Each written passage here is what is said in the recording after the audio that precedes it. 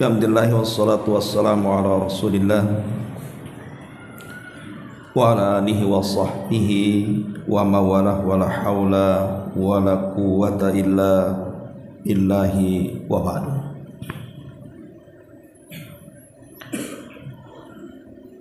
Alhamdulillah, di malam hari ini kembali kita bisa duduk bertalabul ilmi di Masjid Nurul Hidayah. Salawat dan juga salam kita hadiahkan kepada Rasul kita Nabi besar Muhammad sallallahu alaihi wa ala alihi wasallam. Kita lanjutkan kajian kita masih membahas kitab Tauhid, dan kita masuk pada babun minasyirki an-nadhru li ghairillahi azza wa jalla. Bab termasuk dari kesyirikan, bernazar kepada selain Allah subhanahu wa ta'ala. Yang dimaksud dengan syirik di sini artinya syirkul akbar. Jadi nazar itu tidak ada syirik kecil. Semua nazar yang diberikan kepada selain Allah itu dihukumi syirkul akbar, sebagaimana dikatakan oleh Asy-Syaikh Shalih Fauzan hafizahullah taala. Di sini kita akan menerangkan satu dosa yang paling besar yang mengeluarkan pelakunya dari Islam, an-nadhru li ghairillah, bernazar kepada selain Allah subhanahu wa ta'ala. Pengarang menyebutkan 3 dalil mendasari babnya.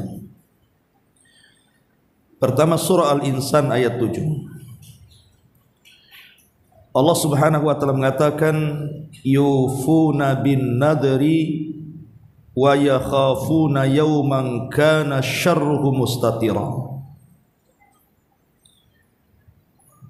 Dan mereka, maksudnya orang-orang yang beriman, melaksanakan nazar-nazar mereka, dan mereka takut akan satu hari yang keburukannya sangat menyebar. Kemudian juga firman Allah Azza wa Jalla dalam surah Al-Baqarah ayat 270. Wa ma anfaqtum min nafaqatin aw nadhartum min nadharin fa innallaha ya'lam. Apapun yang kalian infakkan dari nafkah-nafkah kalian, atau apapun yang kalian nazarkan dari nazar-nazar kalian, maka sesungguhnya Allah mengetahui semuanya. Dan juga disebutkan dalam hadis dari Aisyah Ummul Mukminin radhiyallahu anha, anna Nabiy sallallahu alaihi wasallam qala man nadhara an yuti Allah falyuti'hu wa man nadhara an ya'si Allah fala ya'si. Barang siapa yang bernazar dalam rangka mentaati Allah, maka taatilah. Dan barang siapa yang bernazar dalam rangka bermaksiat kepada Allah, maka jangan pernah bermaksiat kepada Allah.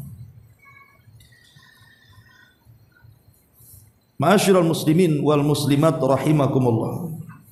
3 ayat ini sebagai dasar pengarang Syekh Muhammad ibn Abdul Wahhab ketika memberikan hukum bahwa bernazar kepada selain Allah subhanahu wa ta'ala adalah kesyirikan. Bahkan bukan hanya syirik kecil, tapi sampai ke taraf syirkul akbar, syirik besar. Dari mana pendalilannya? Pertama, surah Al-Insan ayat 7.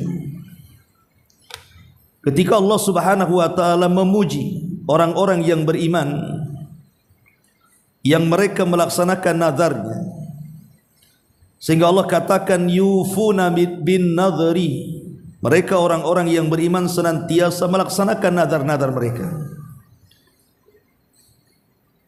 Dan tidaklah Allah Subhanahu wa taala memuji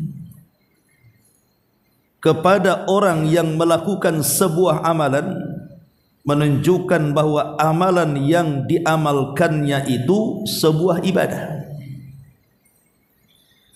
Dan ibadah tidak boleh diselewengkan kecuali kepada Allah. Barang siapa yang memalingkan ibadah diberikan kepada selain Allah, maka dia telah melakukan kesyirikan. Ini yang pertama. Adapun dalil yang kedua, Allah mengatakan wa ma anfaqtum min nafaqatin aw nadhartum min nadharin fa innallaha ya'lam. Dan apapun yang kalian infakkan atau yang kalian nazarkan, sesungguhnya Allah tahu. Kalimat sesungguhnya Allah tahu, maksudnya Allah tahu balasan keduanya, baik balasan orang yang infak atau balasan orang yang nazar. Ketika Allah Subhanahu wa taala mengetahui balasan yang baik bagi orang yang berinfak dan bernazar, menunjukkan bahwa infak dan nazar itu sebuah ibadah karena ada balasannya. Kalau bukan ibadah kan tidak mungkin dibalas, tidak mungkin diganjar. Ketika sebuah amalan itu ada balasannya, berarti amalan itu sebuah ibadah. Lah begitu juga nazar. Ketika nazar ini ada balasannya di hadapan Allah Subhanahu wa taala dan Allah tahu, maka nazar itu dinyatakan ibadah. Dan kaidahnya sudah saya sebutkan di awal, siapapun yang memalingkan sebuah ibadah yang sudah jelas itu sebuah ibadah, maka hukumnya memalingkan kepada selain Allah adalah kesyirikan. Ini pendalilan yang kedua dari dalil yang kedua. Adapun pendalilan yang ketiga dari hadis Nabi sallallahu alaihi wasallam, Nabi sallallahu alaihi wasallam mengatakan, man nadhara an yuti Allah falyuti'hu. Barang siapa yang bernazar dalam rangka mentaati Allah, maka taati Allah dengan nazar itu. Dan barang siapa yang bermaksiat kepada Allah, dan barang siapa yang bernazar dalam rangka maksiat kepada Allah, maka jangan bermaksiat dengan nazar itu.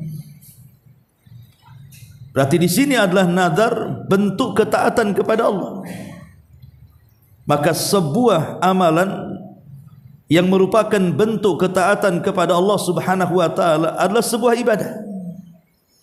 Dan siapapun yang memalingkan ketaatan atau ibadah kepada selain Allah, maka dihukumi kesyirikan. Begitu cara pendalilannya. Kenapa muallif rahimahullahu taala mengambil dua ayat, Al-Insan ayat 7 dan Al-Baqarah 270, dan juga hadis Ummul Mukminin Aisyah radhiyallahu anha. Taib, kita akan kembangkan persoalan nazar ini. Ma'asyiral muslimin yang dimuliakan Allah Subhanahu wa taala, nazar ini secara bahasa artinya al-ijab, mewajibkan. Adapun secara istilah adalah ijabul mar'i fi'lal birri ala nafsi. Seseorang mewajibkan perbuatan-perbuatan baik terhadap dirinya, padahal sesuatu itu tidak diwajibkan Allah kepadanya. Seseorang mewajibkan melakukan sebuah perbuatan baik terhadap dirinya, padahal sesuatu itu tidak diwajibkan Allah kepadanya. Seperti orang bernazar untuk berpuasa Senin Kamis. Hukum puasa Senin Kamis itu tidak wajib, sunnah saja. Tetapi ketika dinazarkan, maka yang sunnah menjadi wajib. Itulah seseorang mewajibkan melakukan perbuatan baik terhadap dirinya, padahal sesuatu itu tidak diwajibkan kepadanya. Itulah disebut nazar artinya. Ma'asyiral muslimin yang dimuliakan Allah Subhanahu wa taala, Yang menjadi masalah adalah tentang hukumnya. Hukum nazar itu apa? Ma'asyiral muslimin yang menjadi polemik para ulama tentang hukum nazar ini. Karena kita tahu bahwa sebagian para ulama berselisih pendapat tentang permulaan orang yang bernazar. Tentang permulaan orang yang bernazar. Ada yang mengatakan hukum nazar itu makruh, dan itu hampir pendapat kebanyakan ulama. Mengatakan bahwa hukum nazar itu adalah makruh. Adapun sebagian ulama yang lain mengatakan tidak. Bahkan bukan hanya sekedar makruh, tetapi lebih daripada makruh. Haram hukumnya. Bernazar itu haram hukumnya di permulaannya. Walaupun ada ulama yang lain yang mereka tawakuf, tidak berpendapat makruh, ya tidak berpendapat haram, diam saja. Tapi kebanyakan para ulama mengatakan makruh. Kenapa dimakruhkan? Ma'asyiral muslimin yang dimuliakan Allah Subhanahu wa taala, karena ada hadis. Pertama dari Ibnu Umar radhiyallahu anhuma, Nabi sallallahu alaihi wasallam bersabda, annahu naha anin nadri. Nabi sallallahu alaihi wasallam melarang tidak boleh seseorang itu bernazar. Qala, kemudian Rasul mengatakan, innahu la ya'ti bi khairin, karena nazar itu tidak mendatangkan kebaikan sama sekali. Wa inna ma yustakhraju bihi minal bakhil, karena kebanyakan orang nazar itu bersumber dari orang-orang bakhil. Contoh umpamanya, kalau seandainya orang tuaku sembuh dari penyakit, maka aku akan bersedekah kepada anak-anak yatim. Allah takdirkan tak sembuh, sedekah enggak dia? Artinya sedekahnya itu kalau sembuh. Berarti kalau tidak sembuh tidak bersedekah kan? Lah di situ letak bakhilnya. Kemudian juga hadis yang kedua, hadis dari Abu Hurairah radhiyallahu an. Nabi sallallahu alaihi wasallam mengatakan, la tangdir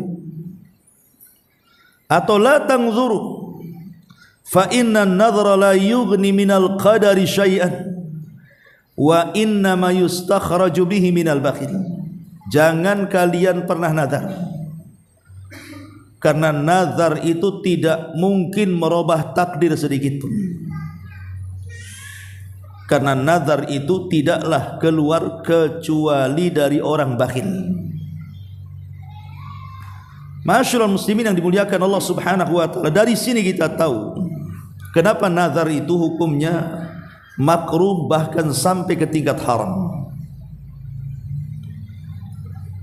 Pertama, karena kebanyakan orang yang nazar, kalaupun dipenuhi nazarnya, rata-rata mereka tidak bisa melaksanakannya. Dan itu banyak terjadi. Ustaz, saya dulu pernah bernazar ingin begini-begini. Apa yang dihajatkannya Allah penuhi, tapi giliran dia kemudian melaksanakan nazarnya tidak terlaksana tuh. Contoh umpamanya, dia mengatakan, ya Allah, kalau aku sembuh dari sakitku, maka aku akan membeli seekor sapi, kemudian aku akan sedekahkan kepada fuqara wal masakin. Allah takdirkan sembuh penyakitnya, sudah sembuh lupa sama sapinya. Kebanyakan seperti itu, entah karena tak ada duit, entah karena berat. Tapi kebanyakan orang yang nazar itu tidak dilaksanakan nazarnya. Ini yang pertama. Yang kedua, biasanya ada penyesalan setelah nazar itu. Kenapa aku dulu nazar? Coba aku tidak nazar, kan tidak berat juga nih untuk melaksanakan nazar ini. Timbul penyesalan. Kemudian yang ketiga, sebenarnya nazar itu berat bagi dia, tapi dia paksakan. Buktinya tadi banyak orang yang habis nazar menyesal dan banyak orang yang habis nazar tidak dilaksanakan nazarnya. Kemudian yang keempat, dia sudah qillatul adab, kurang adab dengan Allah Subhanahu wa taala. Seolah-olah Allah Subhanahu wa taala memberikan karunia kepada dia itu kalau ada barter dari kita. Seolah-olah Allah berhajat dengan kita. Allah tidak berhajat dengan kita sama sekali. Karena Nabi SAW yang mengatakan dalam hadis qudsi itu, ya ibadi, law anna awwalakum wa akhirakum wa insakum wa jinnakum qamu fi sa'idin wahidin fasa'aluni fa'a'taitu kulla insanin mas'alatahu ma naqasa dzalika mimma indi illa kama yanqusul mihyad idza udkhilal bahr. Wahai hambaku, kalau seandainya orang yang awal-awal kalian, orang yang akhir-akhir kalian, manusia dan jinnya dari kalangan kalian, mereka berdiri di satu tempat tanah lapang yang luas, kemudian masing-masing mereka meminta pada setiap masalah yang mereka hadapi, maka Allah akan berikan setiap permintaan mereka dan tidak mengurangi apapun yang ada di sisi Allah kecuali seperti jarum yang ditenggelamkan di lautan kemudian diangkat, maka di ujungnya ada tetesan air. Setetes itulah cukup untuk Allah membagi-bagikan semua permintaan makhluknya. Jadi bagaimana mungkin kemudian Allah Subhanahu wa taala akan berbarter dengan kita? Ini namanya suudzon, berburuk sangka, dan qillatul adab, jeleknya adab kita dengan Allah Subhanahu wa taala. Kemudian juga yang lebih daripada itu, nazar itu tidak merubah takdir. Tidak merubah takdir nazar itu. Ya Allah, kalau seandainya aku sakit kemudian sembuh, aku akan berkurban, tidak akan merubah takdir. Betapa banyak orang yang nazar tak sembuh-sembuh. Ada juga orang yang nazar sembuh bukan karena nazarnya dia sembuh, karena takdir Allah Subhanahu wa taala. Karena nazar itu bukan sebab menjadikan takdir kita ini berubah. Tidak ada hubung kait nazar dengan urusan takdir. Jadi buat apa kalau nazar tidak merubah takdir? Lalu buat apa nazar? Tidak merubah takdir. Makanya Nabi SAW tadi mengatakan bahwa nazar itu la yughni minal qadari syai'an, tidak merubah takdir sedikit pun. Jadi tidak perlu bernazar. Ma'asyiral muslimin wal muslimat rahimani wa rahimakumullah. Tetapi yang saya uraikan dari awal ini tentang hukum nazar, ada yang mengatakan makruh, ada yang mengatakan haram dengan berbagai macam alasan tadi. Ini maksudnya adalah nazar yang sifatnya nazar iwad namanya.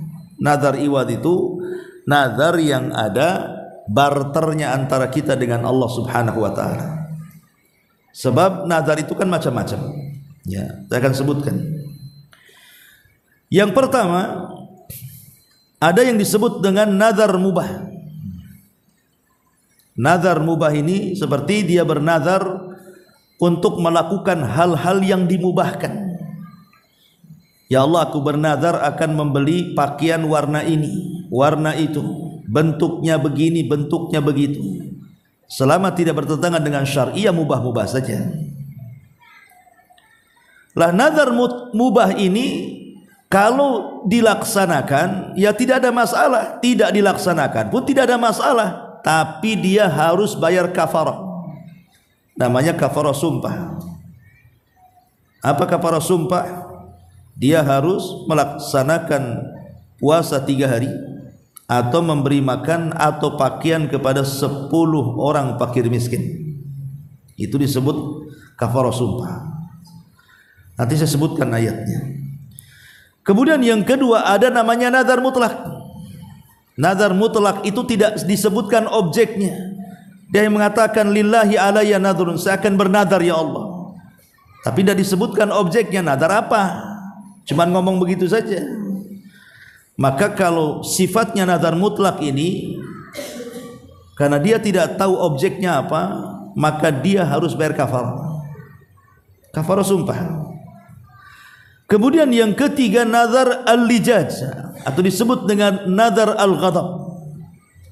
Nazar dipicu karena kemarahan.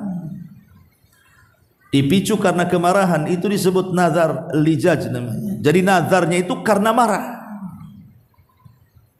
Awas saja kalau dia nggak datang, saya bernazar kepada Allah, saya akan begini dan begitu. Jadi bisa saja nazar marah ini karena membenarkan sesuatu, atau karena mendustakan sesuatu, atau karena hal lain. Maka ini pun nazar yang dipicu karena sebuah kemarahan, maka mukhayyar, dipilih, artinya bisa dilaksanakan kalau tidak bertentangan, dan bisa juga tidak dilaksanakan, yang jelas dia bayar kafarah. Kemudian yang keempat ada namanya nazar makruh. Ya, nazar makruh itu dia bernazar dalam hal yang hukumnya makruh, seperti bernazar menceraikan istrinya, hukum cerai kan makruh. Bernazar akan makan minum dengan tangan kiri, itu kan makruh. Jadi perbuatan-perbuatan makruh dijadikan oleh dia nazar, disebut nazar makruh. Maka nazar makruh ini tidak ada pilihan, dia pilihannya satu, tidak boleh dilaksanakan, dan dia harus membayar kafarah. Kemudian yang nomor 5, nazar haram. Nazar yang berkenaan dengan perkara-perkara yang diharamkan. Bernazar mencuri, bernazar berzina, bernazar untuk minum khamar, bernazar untuk berjudi, dan begitu seterusnya. Maka ini tidak boleh dilaksanakan dan dia harus bayar kafarah. Nah, jadi nazar, 5 jenis nazar ini, yang 3 pilihan, bisa dilaksanakan bisa tidak, yang 2 tidak ada pilihan, tidak boleh dilaksanakan. Tetapi ada nazar yang wajib dilaksanakan, dan itu 2 macam. Pertama, an-nadharu fit ta'ah, nazar dalam ketaatan. Pamannya kita bernazar akan berpuasa Daud, akan berpuasa Ayyamul Bid. Saya bernazar untuk sholat, saya bernazar untuk sedekah, untuk perkara-perkara kebaikan, wakaf dan yang semacamnya. Maka nazar dalam ketaatan wajib dilaksanakan. Kemudian yang terakhir, itulah nazar iwad yang tadi saya sebutkan. Nazar iwad ini nazar dalam bentuk barter. Kalau saya sembuh, kalau saya sukses, kalau saya bisa mendapatkan ini, maka saya akan bernazar ini dan itu. Inilah yang tadi saya sebutkan hukumnya. Ada yang mengatakan haram, ada yang mengatakan makruh, ada yang tawakuf. Tapi kalau sudah terjadi, wajib dilaksanakan nazarnya. Kalau sudah terjadi, pamannya betul-betul sembuh penyakitnya, kan sudah terjadi itu, laksanakan nazar. Pamannya bernazar kalau anaknya lulus, betul-betul lulus, laksanakan nazar. Artinya nazar iwad ini memang hukum awalnya bisa makruh atau haram, tapi hukum akhirnya jadi wajib. Karena baik nazar iwad ataupun nazar taat itu sama-sama ibadah masalahnya. Sama-sama meyakini tentang bahwa Allah Subhanahu wa taala itulah yang berikan karunia kepada dia, makanya wajib untuk dilaksanakan. Tapi kalau tidak ada iwad, tidak ada embel-embelnya, ya saya bernazar saja. Kalau pas waktu luang saya bernazar, ya Allah saya ingin berpuasa Senin Kamis. Ini wajib, inilah nazar yang seperti ini yang dipuji dalam Quran. Jadi gak ada embel-embel sama sekali. Dia nazar gitu saja untuk melaksanakan ketaatan. Itulah yang disebut dengan nazar yang kita baca ayatnya di awal, yufuna bin nadri. Di antara sifat-sifat orang yang beriman adalah mereka melaksanakan nazarnya. Ma'asyiral muslimin yang dimuliakan Allah Subhanahu wa taala. Adapun di sini pengarang rahimahullahu taala membuat bab tentang sebelum kita masuk di sini, kita akan menjelaskan tentang syarat nazar dulu. Apa syarat-syarat nazar dulu? Yang pertama, syarat bolehnya nazar atau nazar itu sebuah bentuk ketaatan dan bentuk tauhid kita kepada Allah Azza wa Jalla. Pertama, an yakuna ta'atan lillah. Pertama, nazar itu harus dalam bentuk ketaatan kepada Allah. Kalau nazarnya tidak dalam rangka ketaatan kepada Allah Azza wa Jalla, maka ini bukan nazar yang dipuji, tapi nazar yang dicela. Yang kedua, wa an yakuna mimma yutiquhul abdu. Nazar ini harus dilakukan pada perkara-perkara yang seorang hamba sanggup melakukannya. Kalau seandainya tidak sanggup melakukannya, maka bisa saja nazarnya tercela. Nazar untuk bisa terbang, mana bisa? Manusia nggak bisa terbang selamanya. Jadi nazar itu pada sesuatu yang kita sanggup melaksanakannya. Kita orang susah bernazar, kalau saya sembuh saya akan infak uang 1 triliun. Dari mana uang 1 triliun itu? Dia aja tidak punya duit ya. Jadi nazar itu sesuai dengan kesanggupan dia. Kemudian yang ketiga, an yakuna fima yamlik. Haruslah nazar itu pada sesuatu yang merupakan milik dia, bukan milik orang lain. Ya Allah, saya kalau sembuh saya akan sedekahkan untuk kambing tetangga. Enggak boleh. Kambing tetangga disedekahkan pula. Ini kan bukan milik dia. Ya.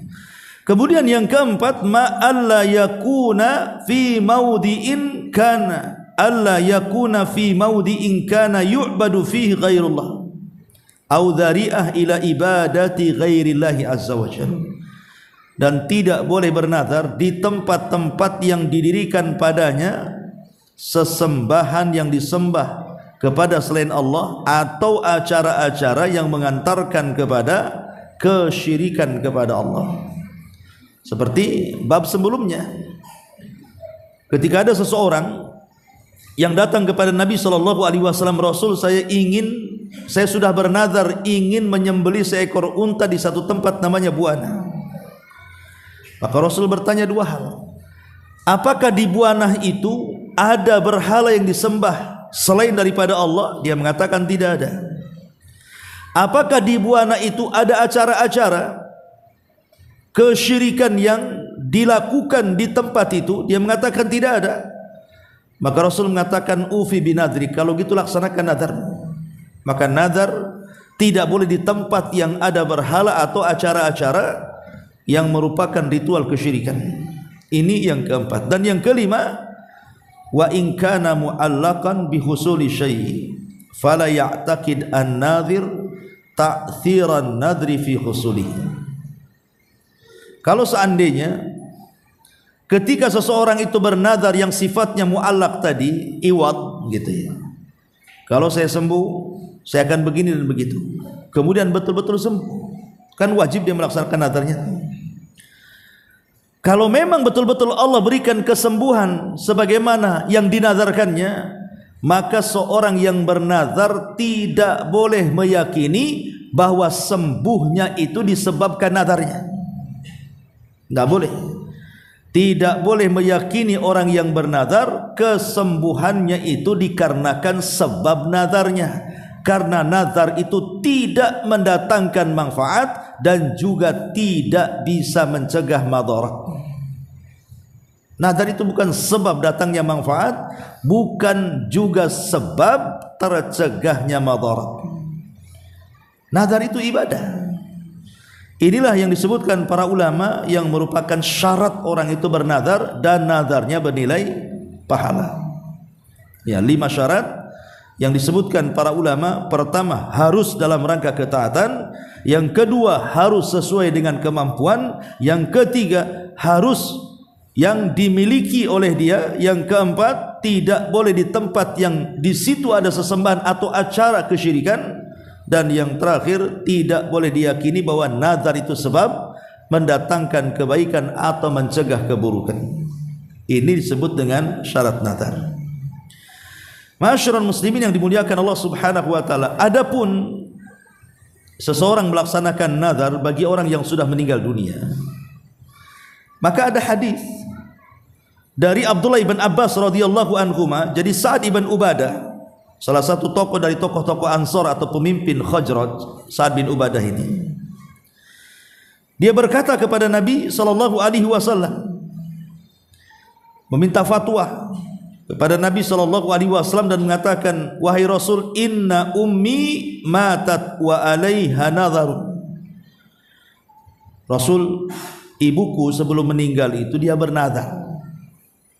Faqala iqdihi anha. Maka Rasul mengatakan kepada Sa'ad, kalau begitu laksanakan nazar ummimu. Artinya seorang anak, dia berkewajiban untuk melaksanakan nazar orang tuanya yang sudah meninggal.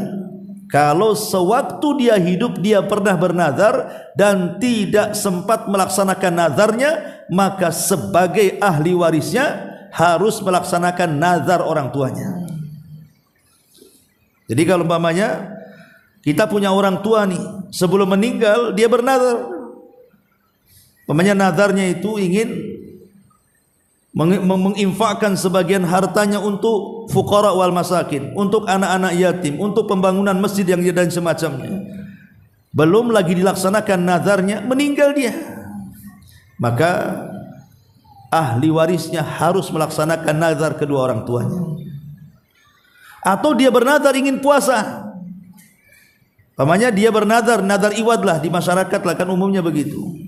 Kalau dia sembuh dari penyakitnya, maka dia akan puasa Senin Kamis selama sebulan. Akhirnya sembuh penyakitnya, sebelum dia berpuasa Allah takdirkan kecelakaan, mati dia, nggak sempat melaksanakan nazarnya. Maka ahli warisnya harus mempuasakan nazar kedua orang tuanya. Man mata wa alaihi siyam shama anhu waliyuhu, kata Rasul. Barang siapa yang berpuasa dan barang siapa yang meninggal dan dia punya hutang puasa, maka walinya yang mempuasakannya. Sebagian ulama mengatakan dibawa kepada puasa nazar. Ya. Ma'asyiral muslimin yang dimuliakan Allah Azza wa Jalla. Adapun kafarah nazar, tadi saya sudah jelaskan. Bagi orang yang tidak bisa melaksanakan nazar, maka kafarah yang harus dilakukannya adalah kafarah sumpah. Dan itu disebutkan di dalam surah Al-Maidah ayat 89. Inilah kafarah sumpah.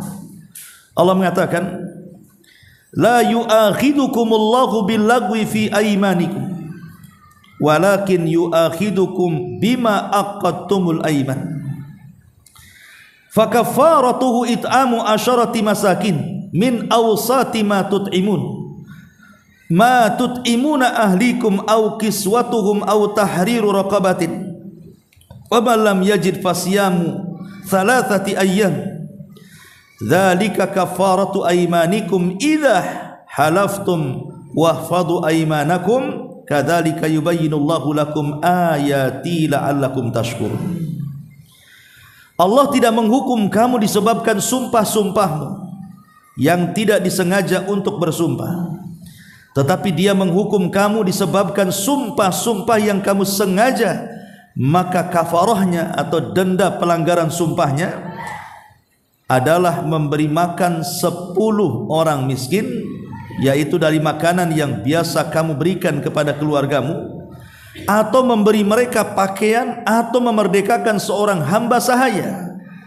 Berarti di sini 3 perkara kafarah sumpah itu. Pertama, dia memberi makan 10 fakir miskin.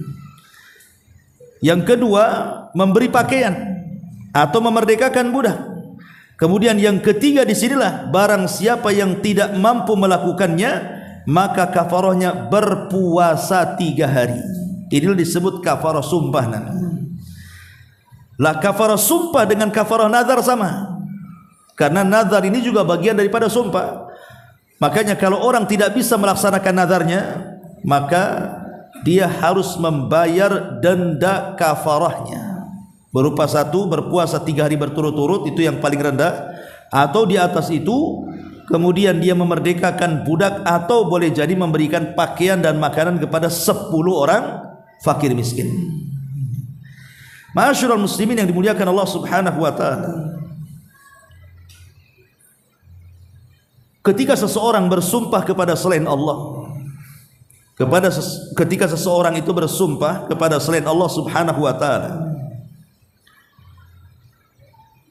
maka itu lebih besar dosanya walaupun untuk sebuah kebenaran dibandingkan orang yang bersumpah kepada Allah Subhanahu wa taala untuk sebuah kedustaan.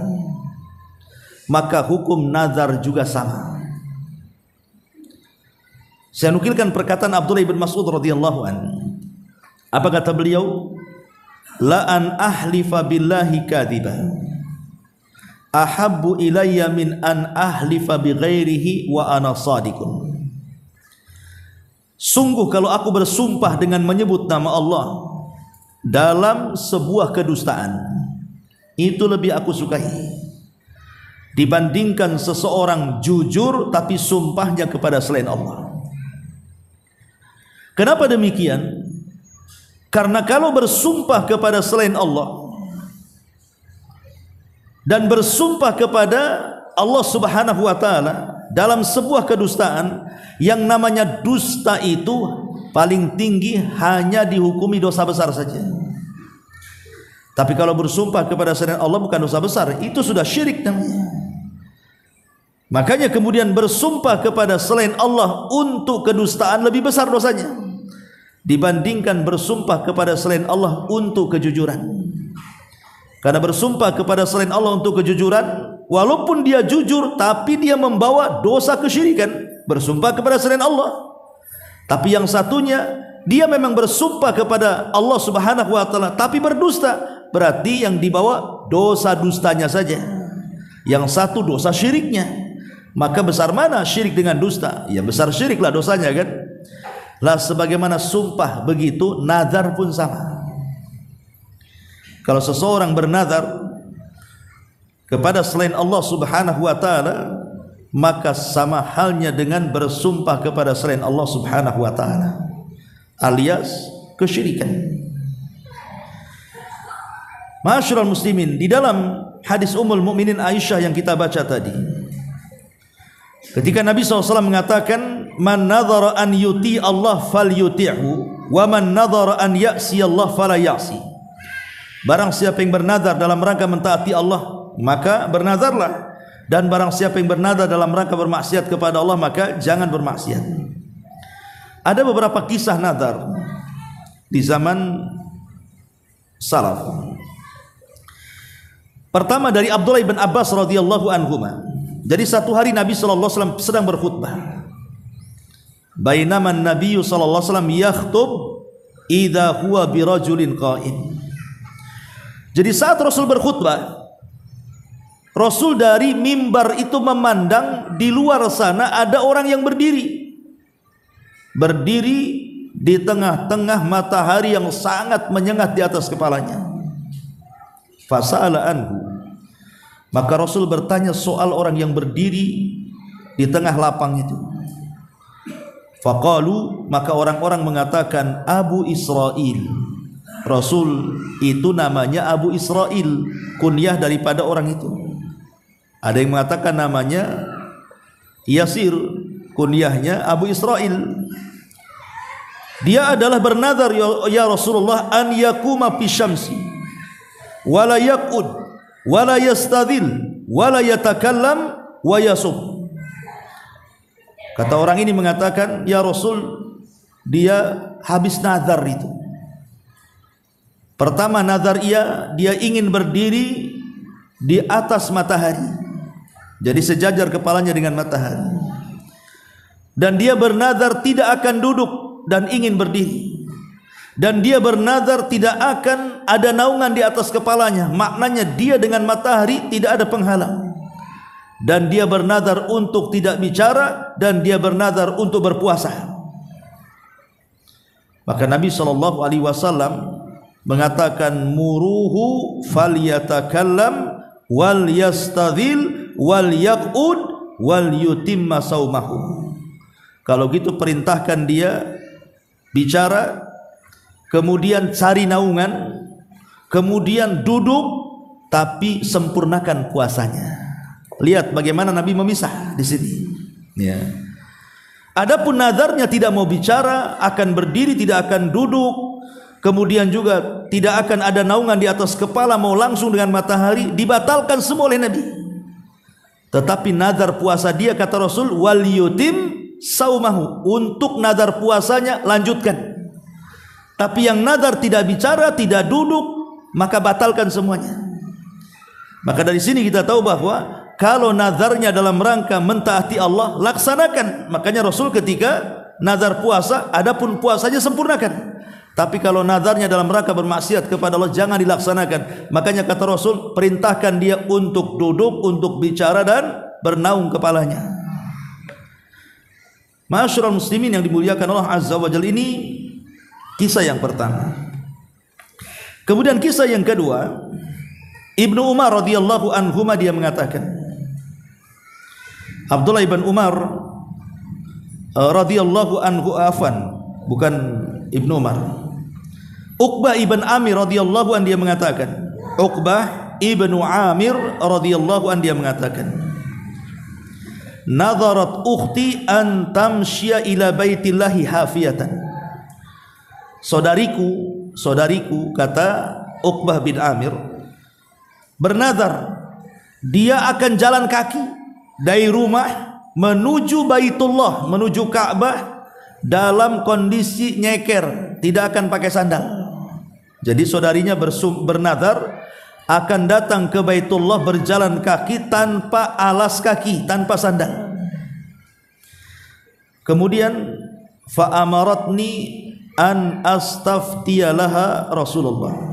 Maka saudariku memerintahkan aku, kata Uqbah bin Amir, untuk meminta fatwa. Semana nazarnya ini, apakah harus dilaksanakan atau tidak? Maka setelah meminta fatwa kepada Nabi SAW, Rasul mengatakan litamshi walitarkab. Maka dia harus melaksanakan nazarnya dengan cara apa? Boleh dengan berjalan kaki sebagaimana nazarnya, atau berkendaraan. Diberikan keringanan di sini. Kenapa? Karena nazarnya bagus ke Baitullah kan, berkunjung ke Baitullah. Nah, cuman kan masalahnya kalau jalan kaki ini bisa memadaratkan, makanya Rasul mengatakan boleh jalan kaki atau berkendaraan. Dalam riwayat yang lain, atau yukafir, ataupun memberikan kafarah dengan kafaratul yamin. Jadi diberikan pilihan. Ya, bisa dilaksanakan jalan kaki atau boleh, yang penting sampai ke sana dengan berkendaraan, ataupun tidak jadi nggak apa-apa, tetapi bayarlah kafarah nazar dalam bentuk kafarah sumpah. Ma'asyiral muslimin yang dimuliakan Allah Azza wa Jalla, para ulama membolehkan seseorang itu mengganti nazar selama yang digantinya itu lebih baik dibandingkan nazarnya. Ulama membolehkan mengganti nazar itu dengan yang lebih baik. Contoh umpamanya, seseorang bernazar ingin iktikaf di mana? Di Palestina, di Baitul Maqdis. Tapi kan kondisinya perang, nggak bisa ke sana. Akhirnya kita ganti, yang harusnya iktikaf di Baitul Maqdis, kita ganti iktikaf di Baitullah Al-Haram, di Mekah. Otomatis secara pahala lebih banyak mana? Ya lebih banyak iktikaf di haram lah. Karena besaran pahalanya 100.000 kan. Kalau orang sholat di Masjidil Haram 100.000 pahalanya. Kalau di Masjidil Aqsa itu ada yang mengatakan 500 dan mengatakan 250. Berarti kalau mengganti tempat nazar dan tempatnya jauh lebih baik dibandingkan yang dinazarkannya, maka boleh. Karena itu pernah terjadi di zaman Nabi. Seseorang bernazar ingin i'tikaf di Baitul Maqdis, kemudian Rasul mengatakan, "Tidak perlu kau pergi ke sana, i'tikaflah kau di sini." Maksudnya di haram. Ya, ini menunjukkan bahwa mengganti nazar kepada yang lebih baik itu dibolehkan, tapi tidak boleh mengganti nazar ke yang di bawahnya. Enggak boleh. Ya. Namanya antum bernazar di i'tikaf di Masjidil Haram. Akhirnya malas lah, i'tikaf di Nurul Hidayah aja lah. Di sini enggak ada keutamaan. Utamanya satu solat ya satu pahala, di sana 100.000 Anda bisa. Ya karena lebih rendah pahalanya kan. Kecuali lebih tinggi. Nah, itu dibolehkan. Ya. Ma'asyiral muslimin yang dimuliakan Allah Subhanahu wa taala. Kemudian juga disebutkan di dalam Sahihaini dari Ziyad ibn Zubair, dia mengatakan, Ja'a rajulun ila Ibni Umar. Seorang laki-laki datang kepada Ibnu Umar radhiyallahu anhu, maqala, dia mengatakan, Inni nadartu an asuma yauman. Wahai Ibnu Umar, saya sudah bernazar ingin berpuasa satu hari. Fawafaqa yauma adha au fitri. Tiba-tiba hari yang dimaksud itu bertabrakan dengan Idul Adha dan Idul Fitri. Faqala Ibnu Umar, maka Ibnu Umar radhiyallahu anhu mengatakan, amarallahu ta'ala biwafa'in nadri wa naha Rasulullah sallallahu alaihi wasallam an saumi hadzal yaum. Bagimu Allah perintahkan untuk melaksanakan nazarmu, tapi di satu sisi Nabi melarang tidak boleh puasa di hari Id. Carilah hari yang lain. Ya, tetap dilaksanakan nazarnya, tapi cari hari yang lain. Kenapa? Di satu sisi Allah perintahkan, di sisi lain ada larangan, tidak boleh puasa di hari raya, kan begitu. Ya. Maka intinya bahwa bernazar kepada selain Allah seperti yang dilakukan di masyarakat, bernazar di kuburan-kuburan yang dianggap para wali, ya, untuk berziarah, untuk beribadah, beriktikaf di kuburan-kuburan keramat yang diwalikan, maka itu sebuah kesyirikan, bahkan sampai kepada syirkul akbar. Wallahu alam. Sudah isa. Subhanallah bihamdika asyhadu an la ilaha illa anta astaghfiruka wa atubu ilaik. Allahu ta'ala alam. Assalamualaikum warahmatullahi wabarakatuh.